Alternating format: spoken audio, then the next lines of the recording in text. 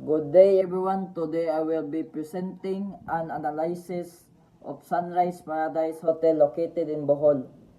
This presentation will cover 4 key areas: key performance indicators, return on investment, customer satisfaction, and sustainable marketing initiatives. Number 1, key performance indicator.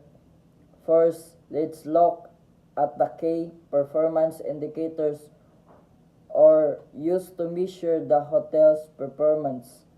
The first is occupancy rate, which shows the percentage of rooms occupied over a period of time.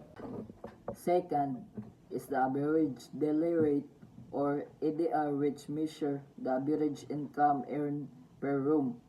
Third is revenue per available room, also known as RevPAR, which combines occupancy and pricing to measure overall performance.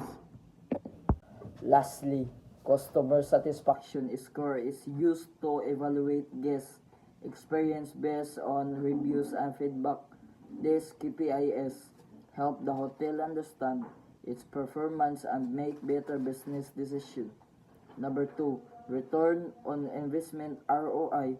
Next, we calculate the return on investment for marketing activity.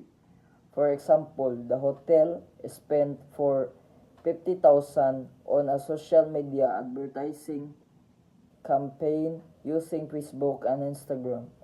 As a result, the campaign generated 120,000 in additional bookings. Number 3, customer satisfaction analysis.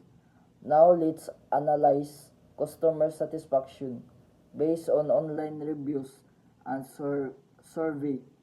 The hotel received an average rating of 4.5 out of 5. Customer appreciated the clean rooms, friendly staff, and beautiful location. However, some guests mention slow Wi-Fi and limited food option as areas for improvement. This feedback is important because it helps the hotel improve its service and meet customers' expectations. Number 4, sustainable marketing initiatives. Finally, let's discuss sustainable marketing